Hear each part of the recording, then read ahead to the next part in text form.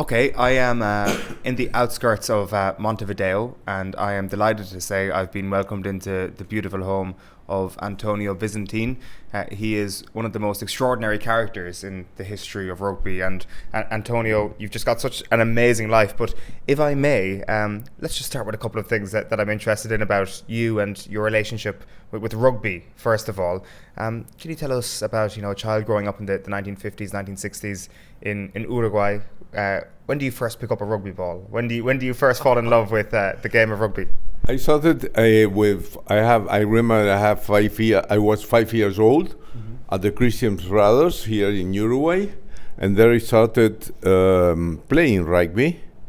And as I was had been over 12 years at school at the Irish school, well, I learned rugby, and I was always trying to get what my heroes were the first 15 of the school. And I was on the under 15 and then at the first 15, and it was very pleasant, and I was very proud of being first 15 of my school. And we played against the British schools. There were the two big schools that played rugby in Uruguay at that time. And afterwards, well, I played for the national team also. And rugby have been very important in my life, not only at school, but afterwards. Okay, very good. You were a prop forward, right? Yes, that's right. Okay. Tight head or loose head? Loose head. Okay. How good were you? Fairly good and fairly strong.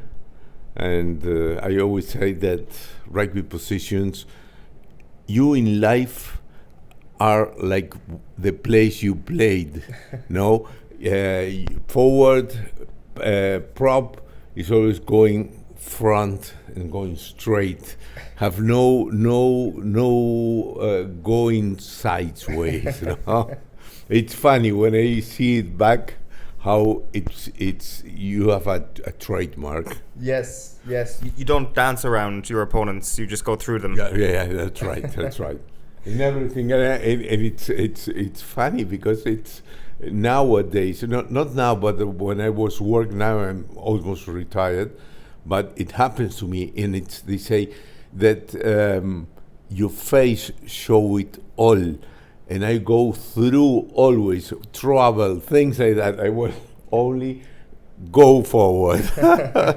And it happens also at the accidents that it was, well, you have the problem and you go forward. Do not stop. What was it like being a prop forward in the 1960s and 70s and beyond that? Scrums are very, very different things, for example, nowadays. They looked pretty brutal when you look back in the 1990s, never mind the 60s, 70s, 80s. Well, the 60s, 70s, the 80s, when we played, you use your hands not only for getting the ball, but it was punching and hitting and binding your head with your opponent. Lots of things that now you will be expelled from the team, no? Right, okay. That would be awful, but at that time, really we enjoyed it. Very, very good. You mentioned the Christian Brothers School that you went to here in Montevideo, just around the corner here in Carrasco. Can you talk us through those moments against the British team that you mentioned there? It's quite amusing that there is this Irish versus English sort of sentiment that exists in Montevideo and rugby. Well, we have passed during 12 years at school, and the Irish brothers was always that taught us rugby, taught us religion, and you learn a lot about what Irish is, what Irish people are. I remember they play hurling at school and things like that. So we were very in touch. We were very close to the brothers.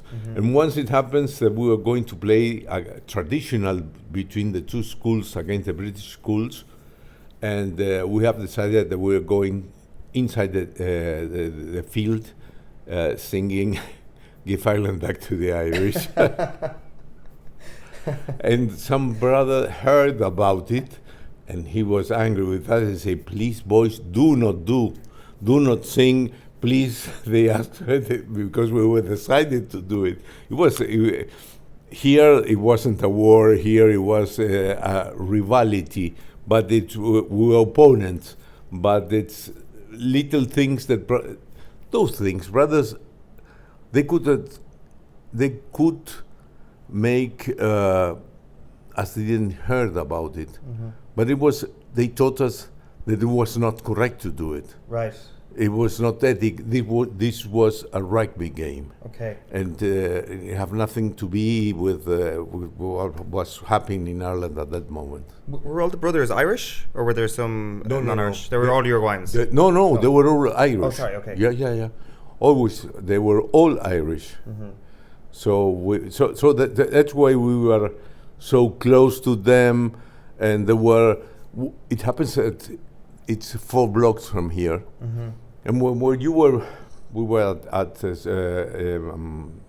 almost finishing school, and we were bored. We went to the gym and say, "Hello, brother. We are going to do exercise at the gym, or we're going to talk. We want to talk, or we want to play, or." In hours out of school, they were perhaps praying or working, but they really like that we went to visit them. No. Amazing. So you mentioned that they were playing hurling. Did you play any hurling, or No. It was just the brothers? Only the brothers. Okay. Only the brothers. They played, and at first we were amazing with that long stick, how they could hit the ball, and it was very. But it's a kind of not losing their national things, no? Sure. Yes, it's always been a very important thing, especially in Argentina and Buenos Aires. You see a lot of examples of them, trying to cultivate Irish heritage through sport. But I guess instead they had, you going onto the pitch singing "Give Ireland Back to the Irish" as that way here. What was that rivalry like? The Irish school versus the British school. Did you guys win more games against them than you lost, or who won that rivalry?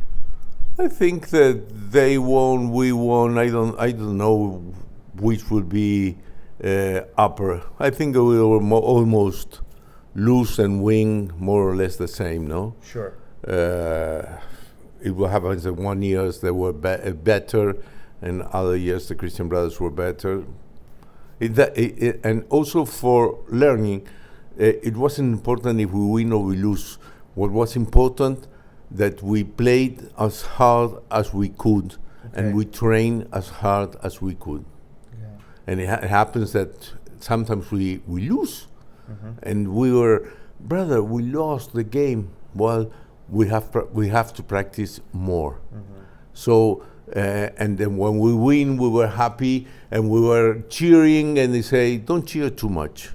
So we have to prepare for the next match. So it's a balance. They were teaching us that the important thing is not to win, is to play. Okay, very interesting. And you mentioned the school is 4 blocks from here. Yes, that's right. Today, is there still a similar Irish stamp, a Christian Brothers stamp on this area? I think so, but not so Irish. The brothers put a very a different stamp.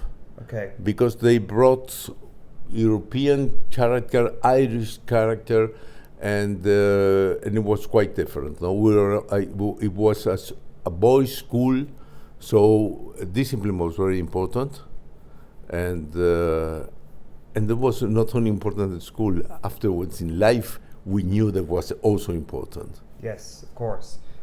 Talk to me about Old Christians then.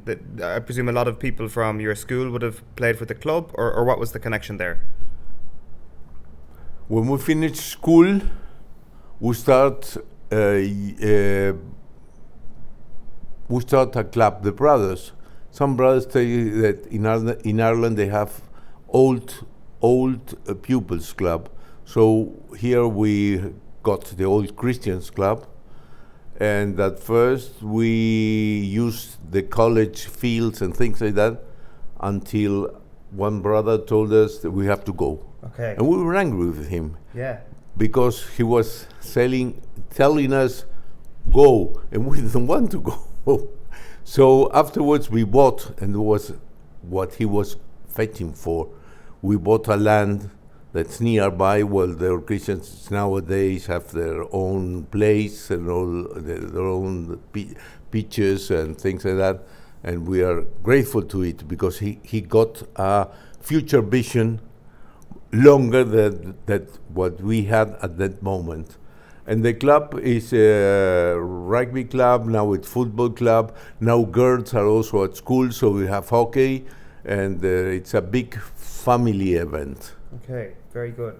What were the early days of Christian Brothers like? Were you, or old Christians, old Christians, were you a good team? Were you a successful team, or what were your memories?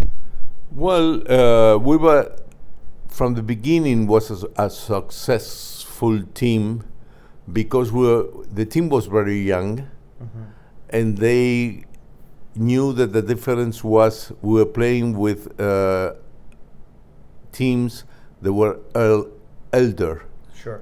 So we have the advantage that we were more young, and the speed was more. So they put into the game speed, and we won lots of games running. Yes. Make them run all around the field. That was the idea. Until afterwards, they start also training as we did, and we were more equal, no? Okay. And was there like a Uruguay national team at this point? Yes, it was a national team, but it happened at that moment. We played South American with Chile, Argentina, and Uruguay. That was all. Afterwards came Brazil, and afterwards Paraguay, but it was not a very hard rugby, no? Okay. Afterwards Argentina went to play outside and with a very big team and very hard team. Okay. But now Uruguay have a pretty nice work. We have been in the World Cups now, and the work is very hard. Yeah. And also I go every day where they do train at 7 o'clock in the morning. Oh, so yeah. I have a personal trainer, and we train from 7 to 8, and perhaps today M20 was training, and also a professional team was training. Okay. And we train there, and well, it's a kind of not losing what's going on. Yeah, you have your eye on it. Yeah. What was the attention like on that your old Christians team? So, like we were talking before we were recording here, just about how it was always rugby for you and not football, and obviously to the international world, to the whole world, football is always number one in Uruguay. But was there some attention on rugby when you were growing up? Were people coming to watch your games for old Christians in some numbers? Yes. My father, my mother, my brother. It was a very familiar place, the rugby field, It was not very popular. Not many people went to the rugby games. Really, I think that after the accident, 73, 74, lots of people start going to see old Christians, and start going to see what rugby was like. And you could say that I think it developed quite a lot from that point to now, no? Okay. When you talk about the accident now, we are 51 years this year. I guess we're closer to the 50th anniversary. You've just been marking that just at the end of last year. What's your initial emotion when people ask you about it, and when you gather together with your fellow survivors like you did at the end of last year? What's the first thing that you feel? Well, it's part of my life. What happens, the accident in 72, and it was in the 13th of October was we played a game against the Chilean team that we were supposed to play in 72. We were all old, so we played a little bit, not much. It also came Sabi Beaumont, president of World Rugby, and it was a very honored. We were honored by his presence here in Uruguay. And rugby for me, it's not only the game, but it's we are alive thanks to rugby, because at the mountain, lots of what we were taught about rugby, we put it in practice, and that's why I always very grateful for the brothers for what they taught us. I think that they put coins into us, teaching us different things, and they didn't know if we were going to use those coins. It's like they put it in a where you save money In a piggy bank. in a piggy bank. That's right. And they didn't knew if we were going to use it.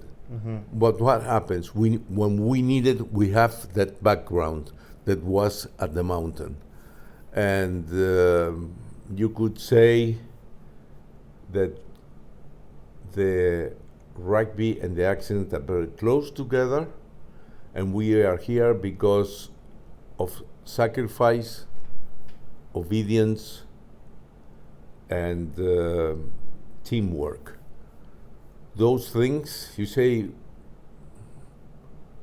they taught us at school, and we played the game there with different rules, but the main thing was the rugby rules. We obey the captain when we most needed. Our captain appear and starts telling us what to do. Someone that was ruling all that chaos, that immense chaos that was there after the accident. He lived until the avalanche came, but it was very important.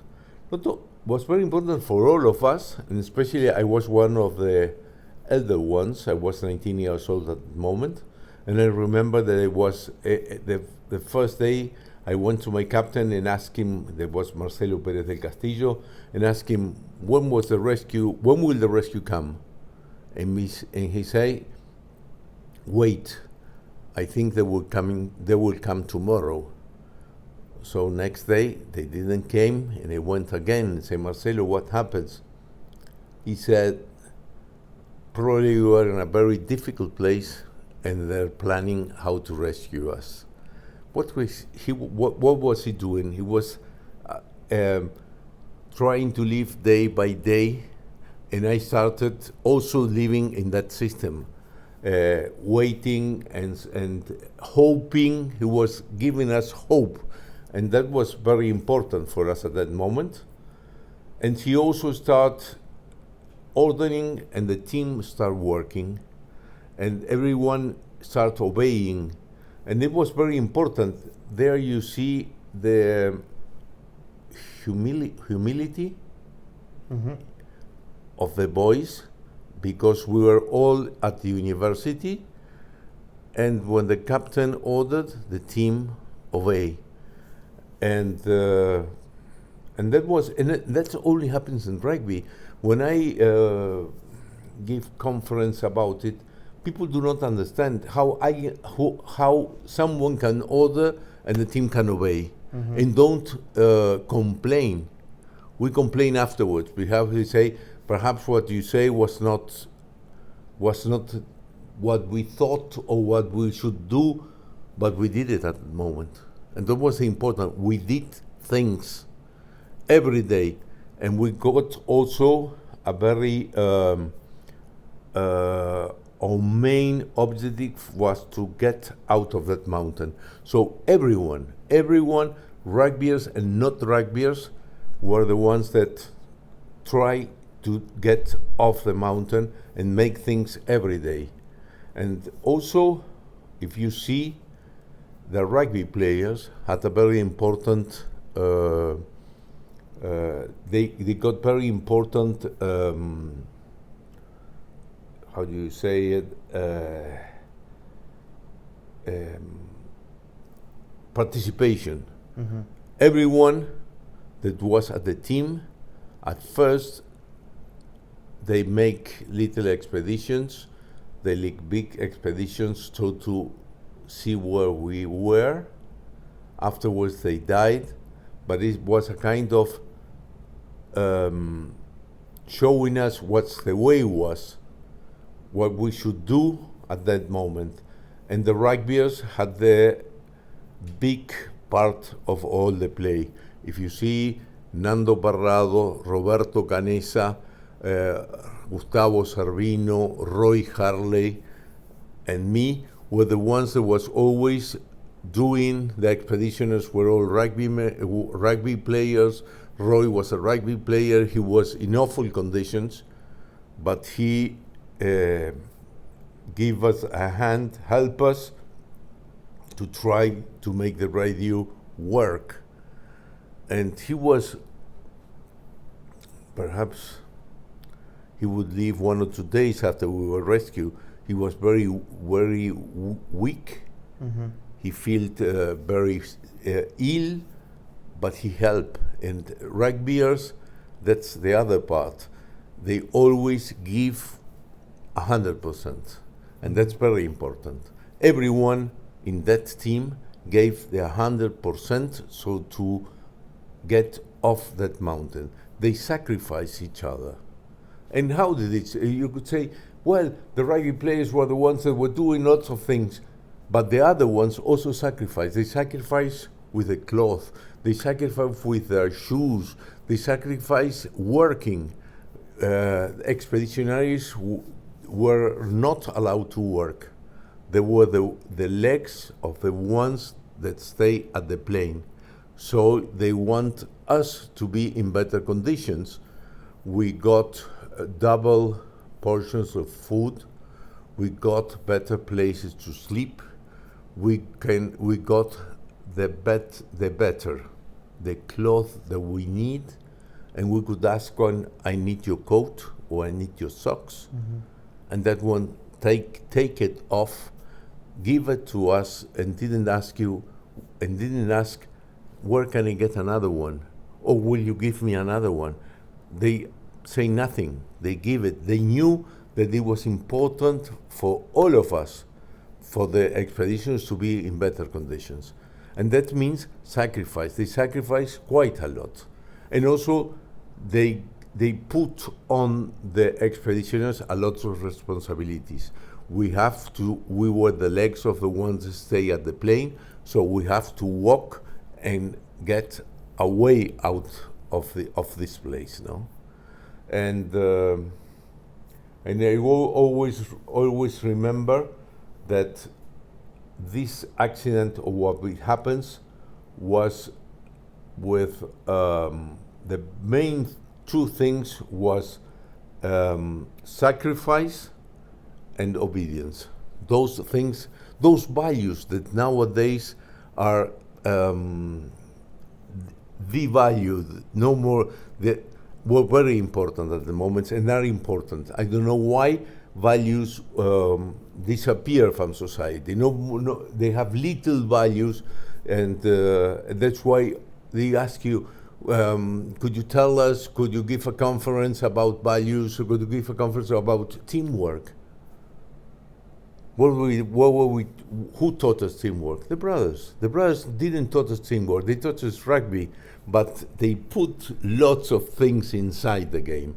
And the best game, or the best game we have to play was in the mountains, and we played with the things that we got at that moment. You mentioned there that you had one objective on the mountain, and that was to get off the mountain. Yes. In the first 8 to 10 days of your experience in the mountain, it was unclear if that was going to be your goal, because within those first 8 to 10 days there was still a chance, a remote one, but still a chance that somebody was coming to save you.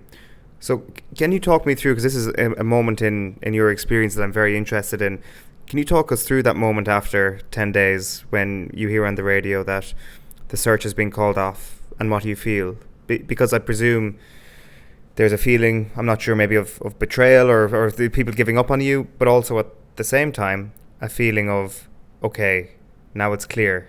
Now we know what we have to do. That's right.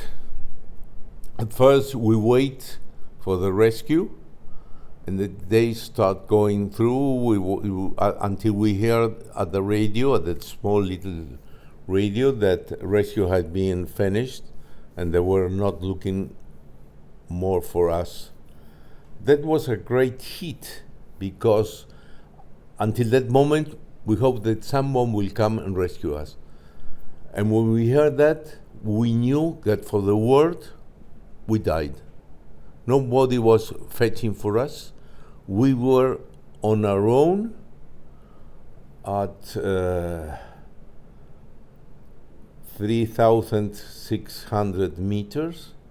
You could see that valley, huge valley, on your feet, all covered by snow, and you were there alone. No one was looking for you, and you could you start going out of the plane, or what was remaining of the plane, and you say, where can I go? What can I do? It was crazy. It was very. I was going to Chile to see what snow was like. Mm-hmm. Temperatures were very low. It was windy. It was October, and it was very difficult for us. That was when we heard at the radio that no one was looking for us. It was we depressed. We couldn't believe it. It was very hard to take that drink. You have died for the rest of the world. And then you started to create what is known as the Snow Society. The team went towards a society with their own rules.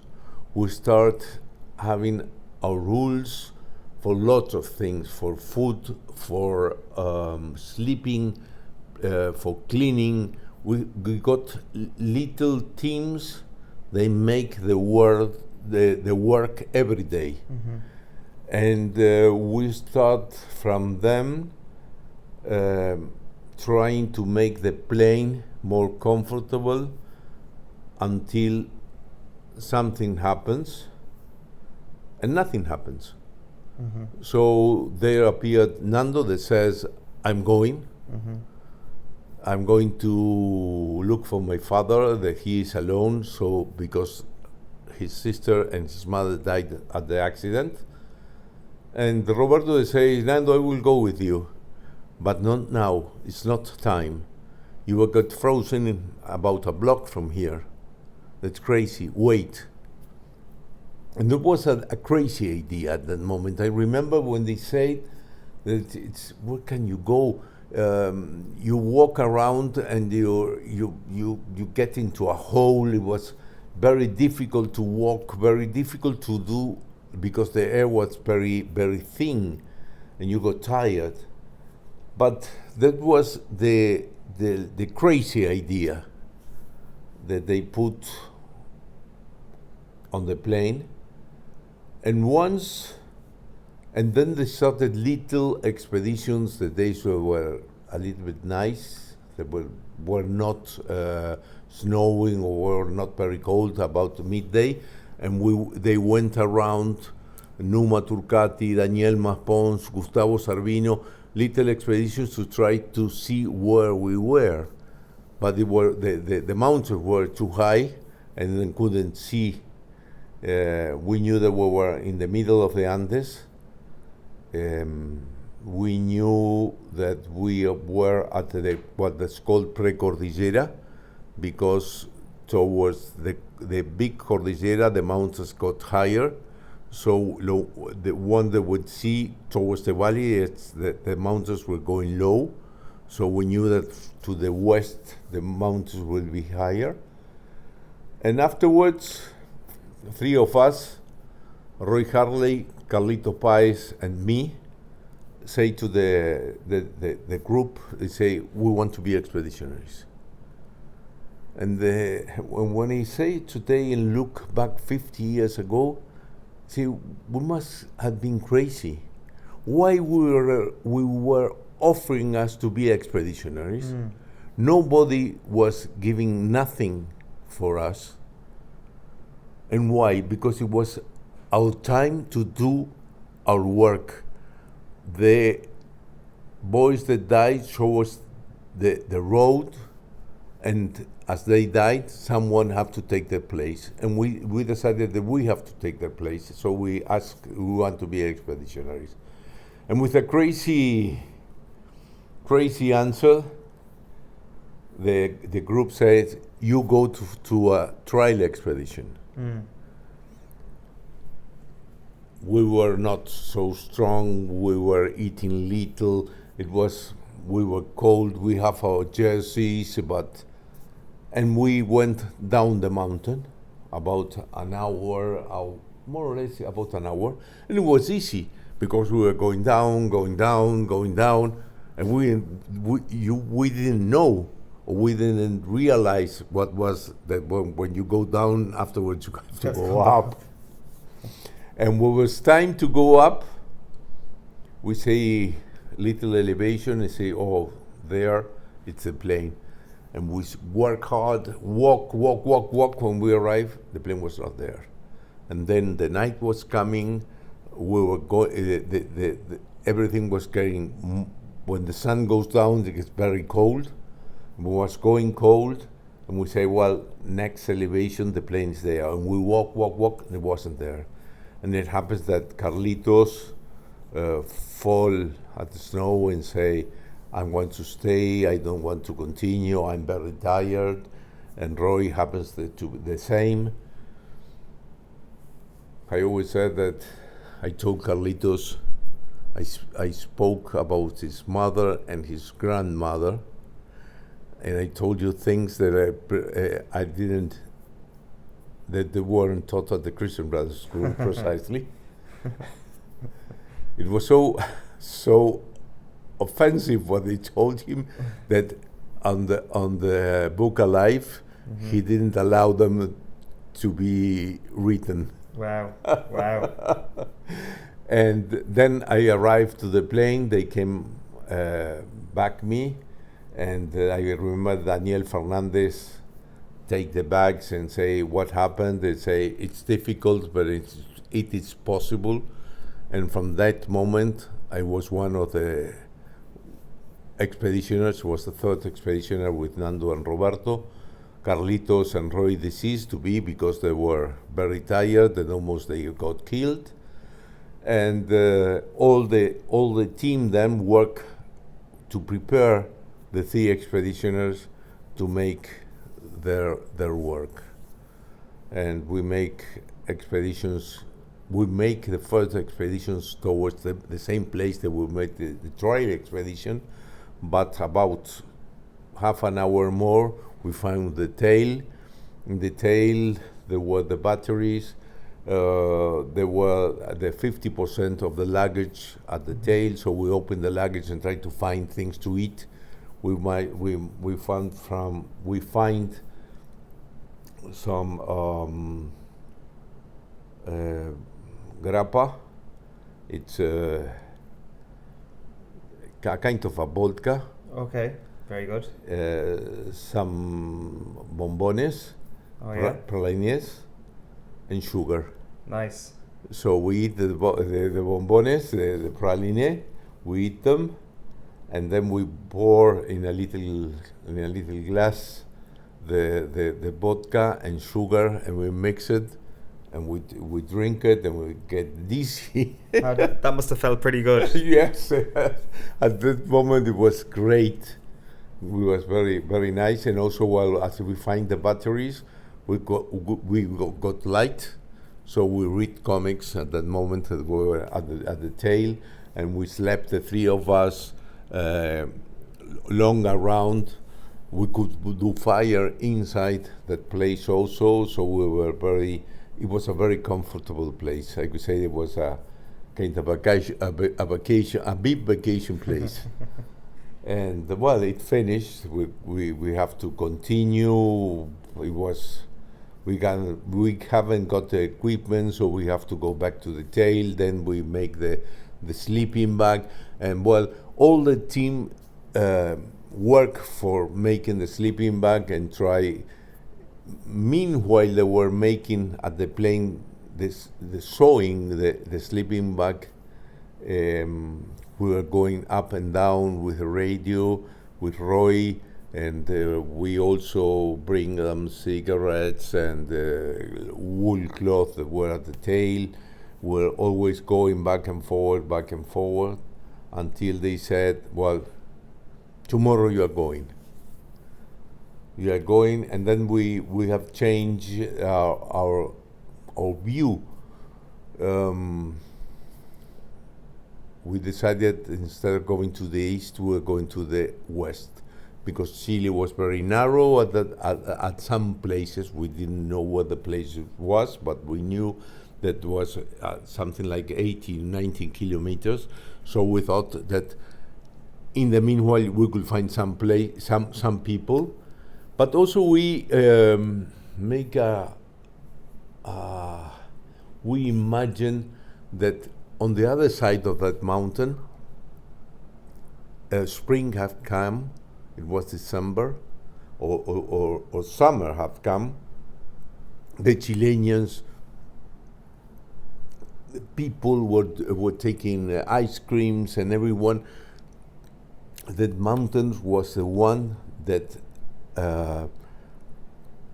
didn't make possible that we were going to live again. Mm-hmm. So we thought that it's incredible how we thought that on the opposite side of the mountain, life was there. Mm-hmm. And it took us 3 days. They were very difficult days. Well, it first started with napkin? No, mm-hmm. No napkin, no.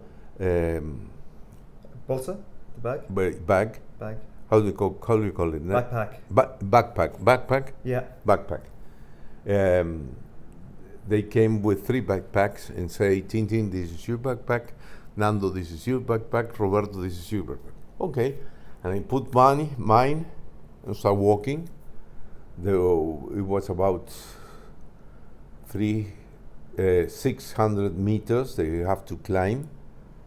We didn't knew at that moment, and we start climbing and make a kind of horseshoe, and it breaks, and we have to make another or little steps. I mean, they broke, and about 30 years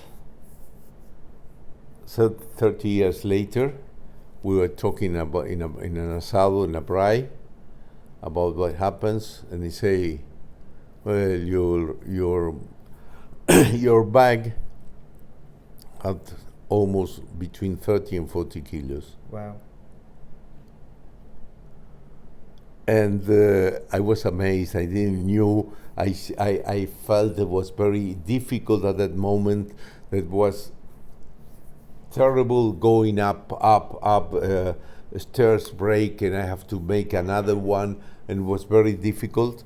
But I never, until today, I do not know what's the bag of Roberto or Nando, what they were carrying. What they were carrying, yeah. Yes, because, and he said, well, no curiosity, no. It's my bag. Yeah. And it was a bag that I have to climb the mountain with it. So it doesn't matter what they have in their bags. And I would never try to look in their bags of Nando or Roberto, right. Because that was in life it happens the same. You have your bag, and doesn't matter if the one that's beside you it's very light or it's very heavy. You have yours, and that's what you have to climb the mountain with. And that's those things. I think that the Christian Brothers education, the rugby, were the things were the main things that you learn.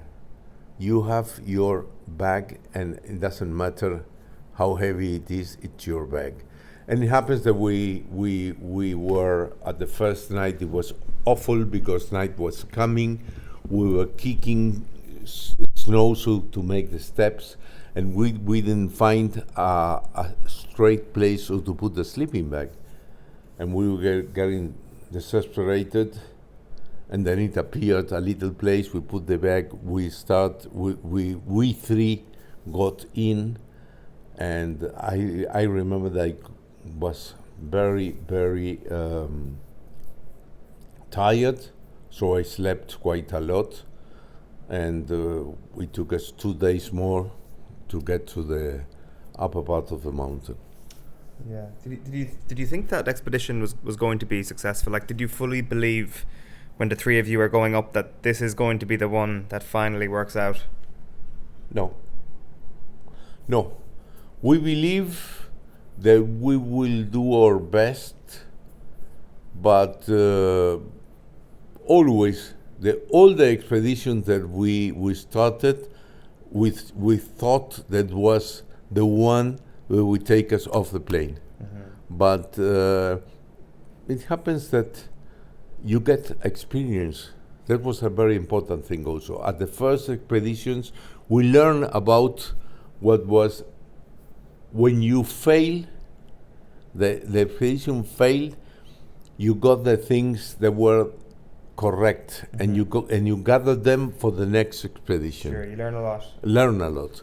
And when they say, "Oh, you were lucky, it was the last expedition," we didn't know it would be the last expedition, but we got lots of expeditions before that failed. So we failed there, and we have success because we learned, we had experience. So how to walk in the mountain, how to dress in the mountain, lots of things. Mm-hmm. It wasn't a thing that you could say it was you got luck. Okay. I think it was not luck. It's little experience that were gathered together in the last expedition. Okay, so remind us what happens then that you go back on your own to the plane, and Roberto and Nando, they carry on, and they go over the mountain. There's a couple of things here. Like first of all, just a reminder of why that was the case.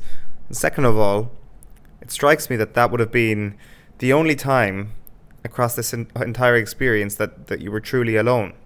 Like while you were all alone up there in the mountain, it was all of you. You were together. Yes. Actually being on your own for that amount of time must have been very different and a different challenge. Yes, I forgot about it. Yes, that's right. When we arrived to the top of the mountain, we were slept there. Nando early went to walk around, and I afterwards went to see what Nando was doing, and Roberto came afterwards, and there was all full of mountains. It was awful. And the only thing you could see was the valley, but on the back part, more mountains and more mountains. And we saw also at the end of the valley a black strip that we thought it was a road. He said, "We'll go back." No, we can't go back. We go back and tell them, "Oh, we think that we saw a road on the end of the valley." They kill us, mm-hmm. and they have the right to do it. So we say, no, that's not an option. We wait, and then they say, "Would you let us your bag with the food?" I carry all the food. And I say, "Yes." "And will you go back?" Yes, certainly. I'm very tired, and I will go back. So I left my bag with them, and that morning I sat on one of the pillows that was with us. The other one I put it in my feet and started sledging down the mountain. Wow.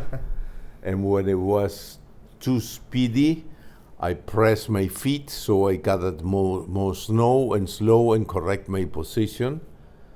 It was a kind of unconscious, no? It was a kind of, I was really enjoying it, what I was doing. I didn't felt that it was alone.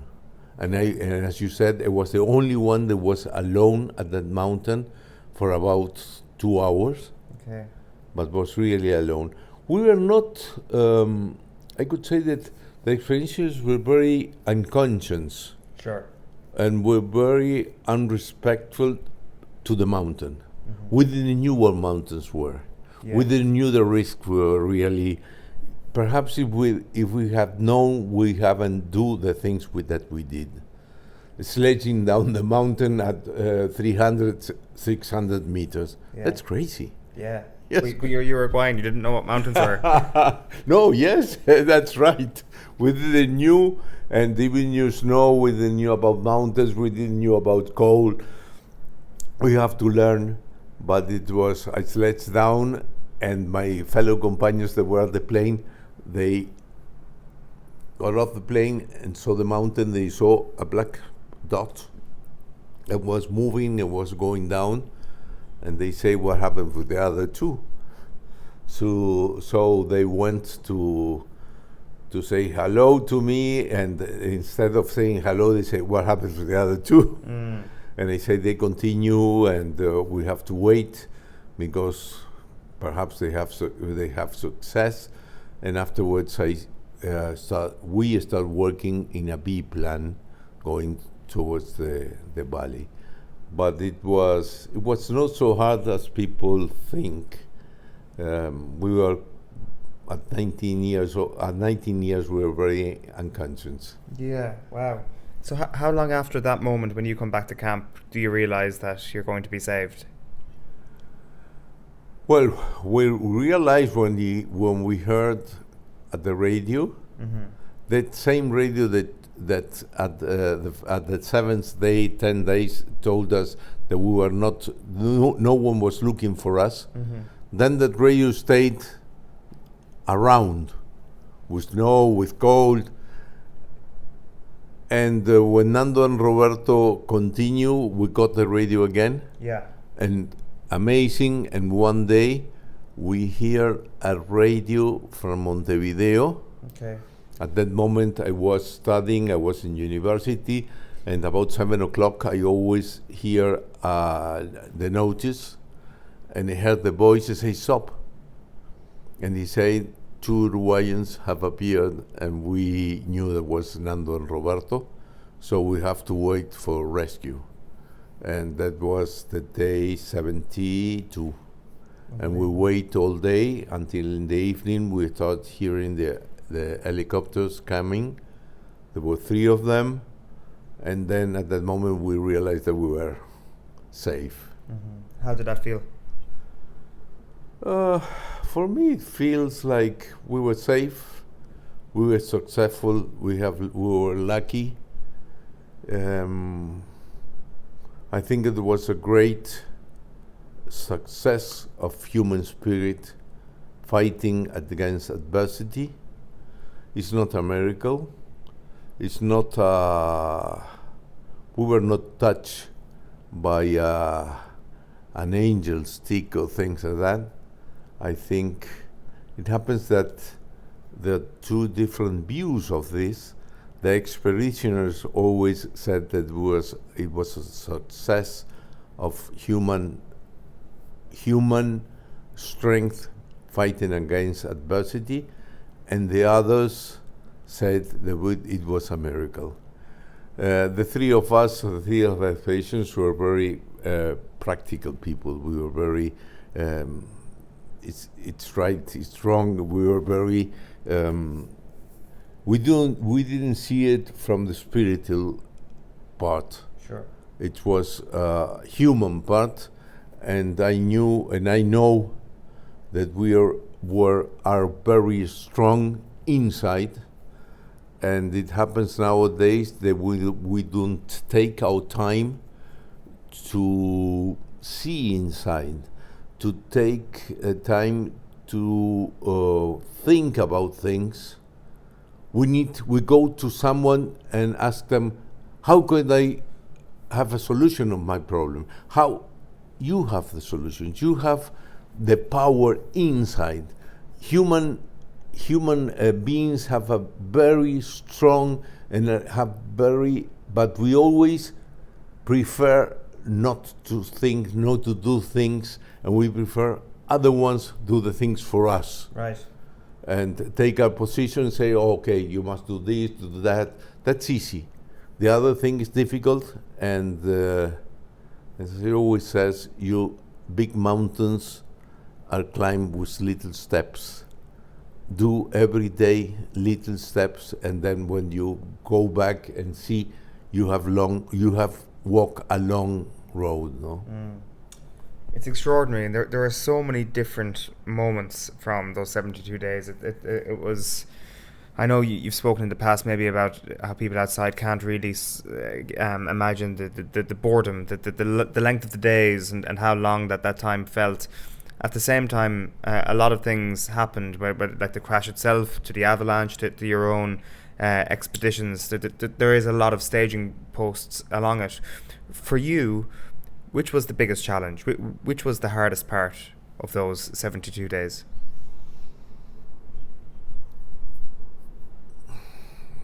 I think when we heard that no one was looking for us. Sure. That was very, very hard, because all our hopes were buried at that moment. Yeah. And that was very, very difficult to rationalize, to see I'm alone, I'm here, what I'm supposed to do. That's horrible, because you can do nothing at that moment. You have to wait. Mm-hmm. And as you say, nights were at first, at October, were very long. Yeah. Because you couldn't get off the plane until it was about 10, 11 o'clock. Okay. Because between mountains, the sun hours or the light hours are very, very few. Sure. And in summer it's longer, so we stayed a lot of time inside. You have to wait, you have to think, you have to live with all the people inside, and it was difficult. You must remember, I'm telling a story, but during all this that I'm telling to you, it was very cold, it was very hard, people was dying, you could die in every moment. It was very heavy, it was very twisted. Mm-hmm. You feel the way you were twisted, that you couldn't cope with it. And in those moments, I remember they asked God the possibility of go back home, say goodbye to my father, my mother, and my brother, and go back to the mountain and die. It was very, very hard. You asked for that? Yes, certainly. But it happens the next day. When you open your eyes, you put on your uniform of invincible, of your 19 years, that you could, with everything you can cope, you can do things incredible, and put your uniform and go to battle again every day. And I always said that in rugbyers, in the dictionary, the word defeated doesn't exist. You always go front, you always fight, you always do your best, and that's what happens. It happens in the mountain, and it happens in life also. You do not stay quiet. You do little steps. You walk, you do things every day to be in better conditions than you were before. And perhaps you were tired. You were not so strong.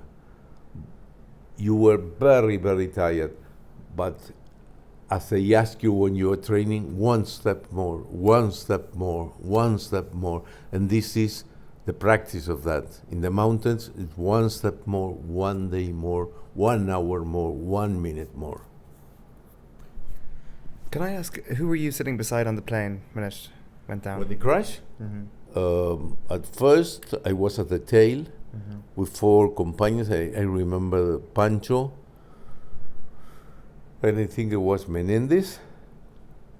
And about 10 minutes before the crash, someone came from the cabin and said, "You 4 go to another place." And from the last seat, I went to the first seat on the right side that was free. So I sat there. Wow. It's incredible. Do you think about that? The coincidence of that? Yes, yes.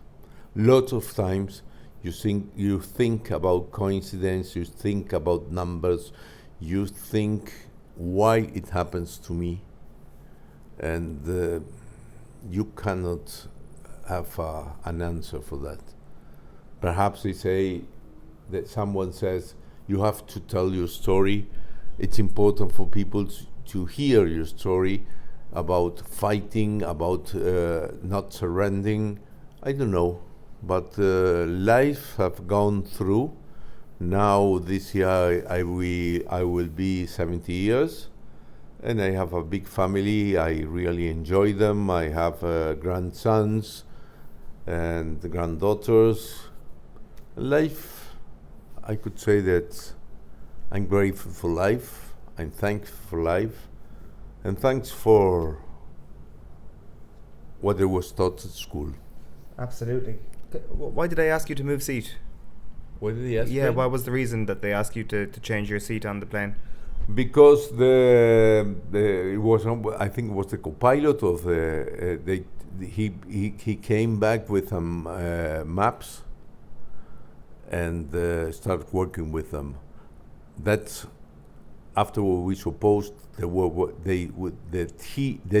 lost, and they were.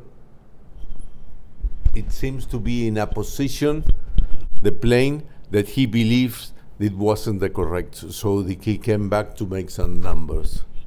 Okay, just to rearrange the plane. Rearrange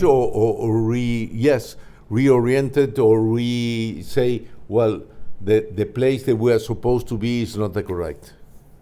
Okay, but I mean, in terms of you were sitting at the back of the plane. Yes. And then, okay, so he was checking your tickets? No. He came to do his work, to open the maps. And make some numbers about it. So he just opened this big thing and there was no room for you. Yeah, that's right. Wow, and if he hadn't done that, perhaps he have done before.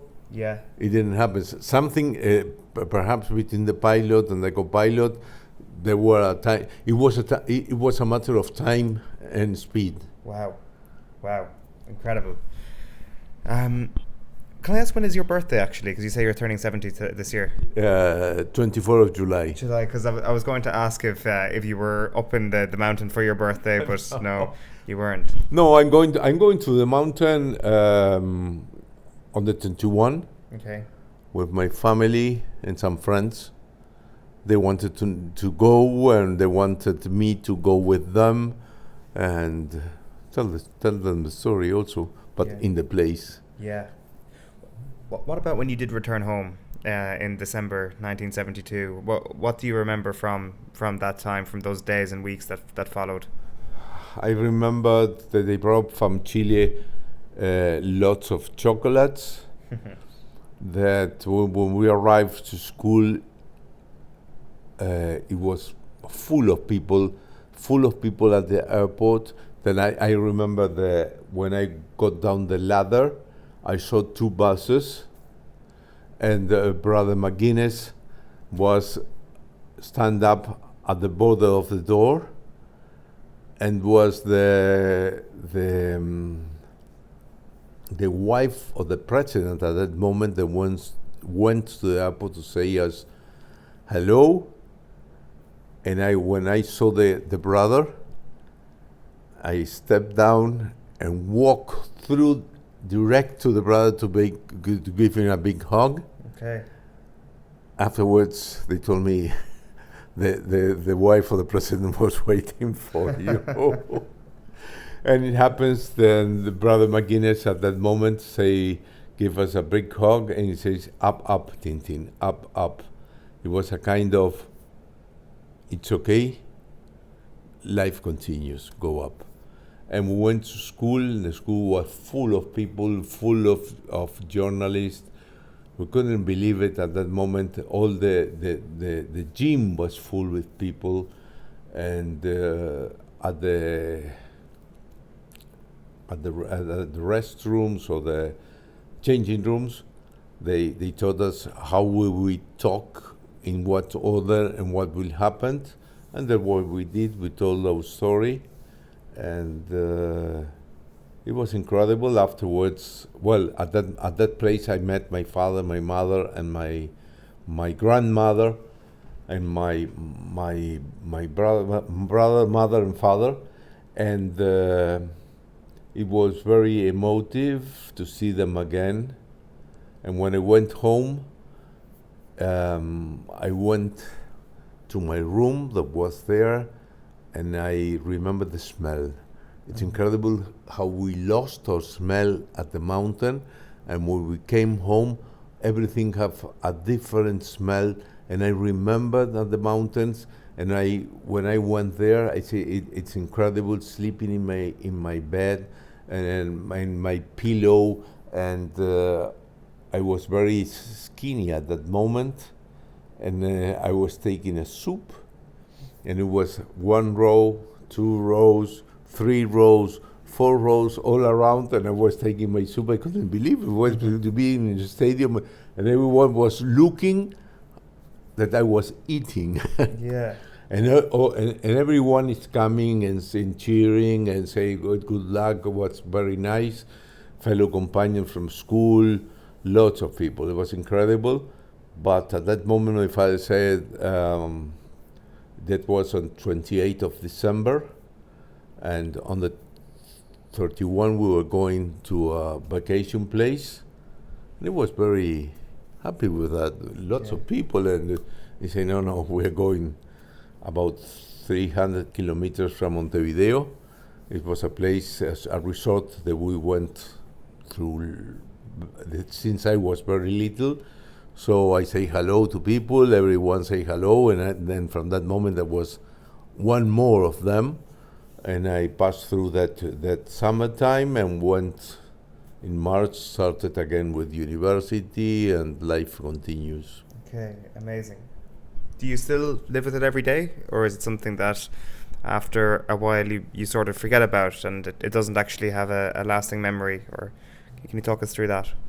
Sometimes you forget about it. Other times you remember what happens. But when you're in difficult times or things are getting difficult, you remember the mountain, remember how you get through in the mountain, and you start working to go along. Mm-hmm.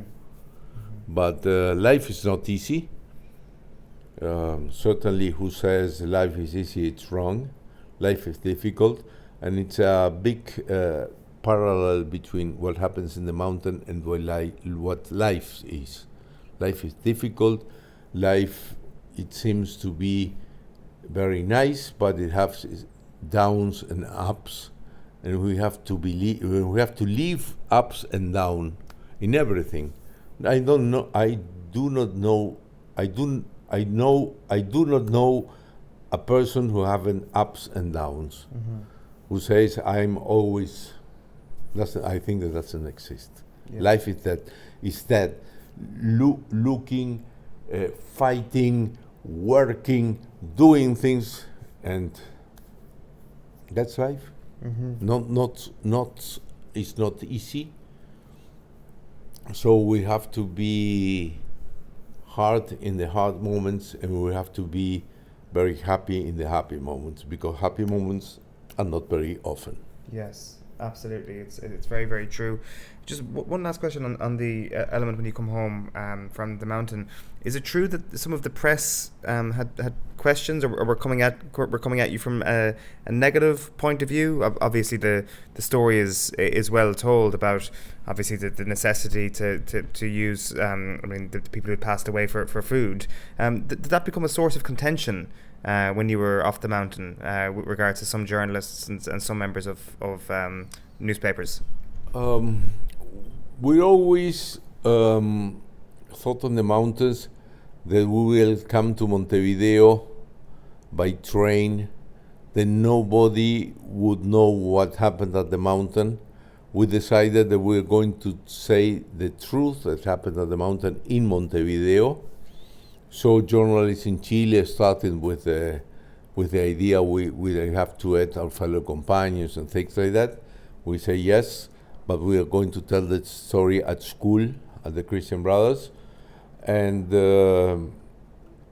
as we did nothing that was wrong, our conscience was very clear. We did what was necessary. We did what the best of us, and the best of us and the heroes of the story are the boys that didn't came back. Thanks to them, we are here nowadays, and we will, in our life, we were grateful for them for what they did, because we did a big pacto.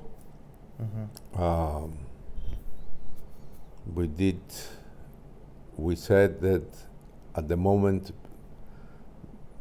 before the avalanche, that the ones that were alive have to continue living, eating the bodies of the ones that were dead. And there was a thing that was for all of us, and we knew it, how it works and what the system was. And we were lucky to be alive. And we were not, couldn't say we were proud, but we did what we have to do at the moment. We didn't harm anyone, and it doesn't matter what the opinion is or what they think about it. To take the decision, you must be at 3,600 meters, very cold, not eating during more or less 10 days, 15 days, only water and snow, and it's very difficult. It's very difficult to take the decision.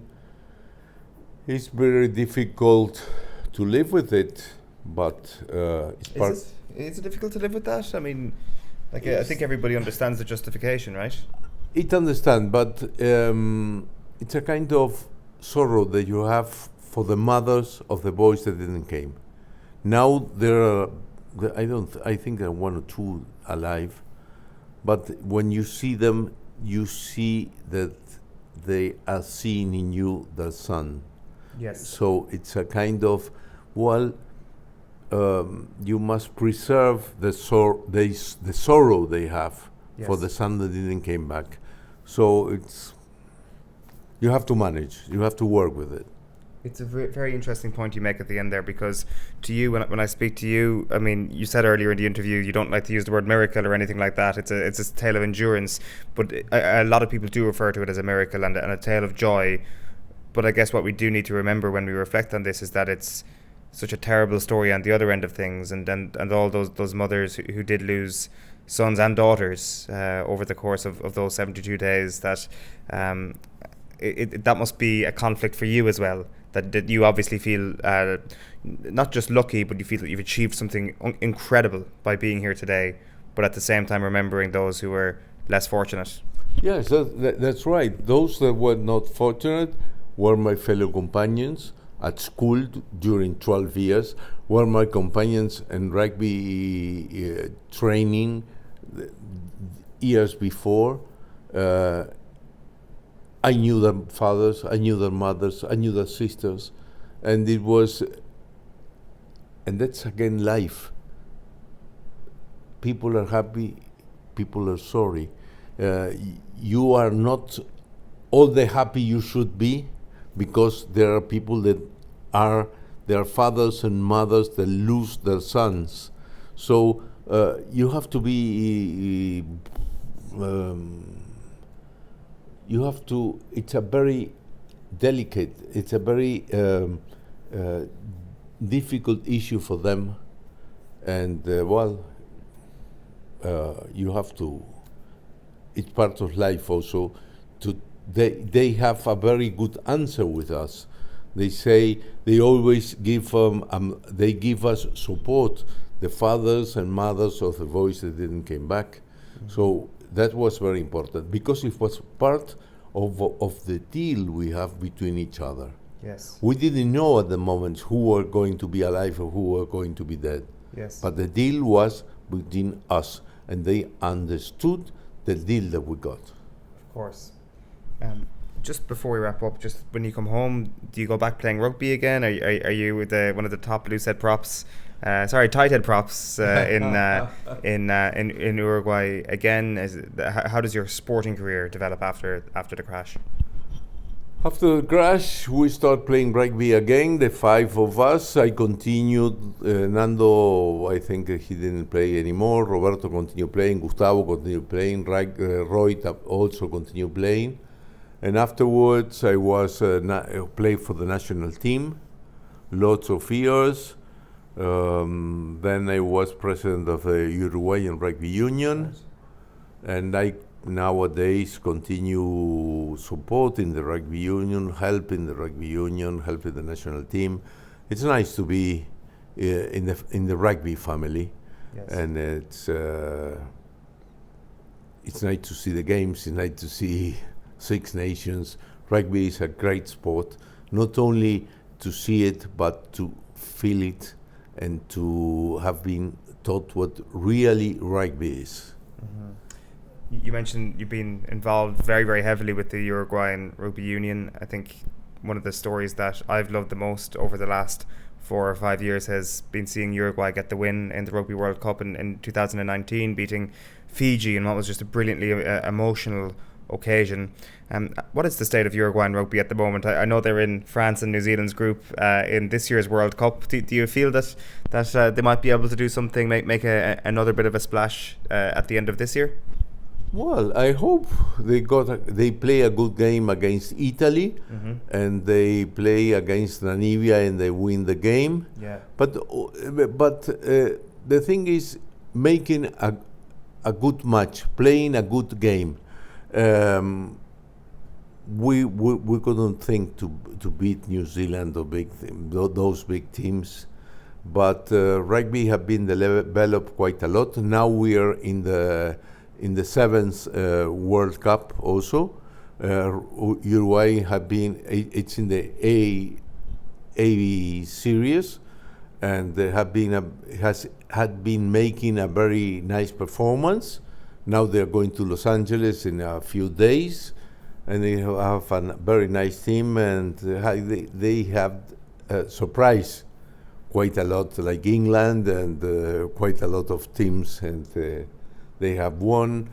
Well, that's right. We play, do your best, and I see the sacrifice they do at the gym at the Charrua Stadium.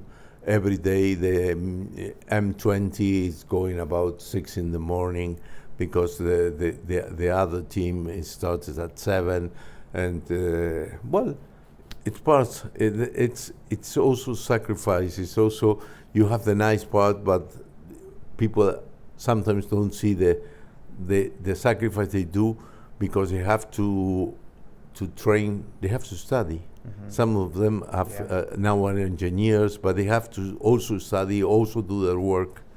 And that's rugby.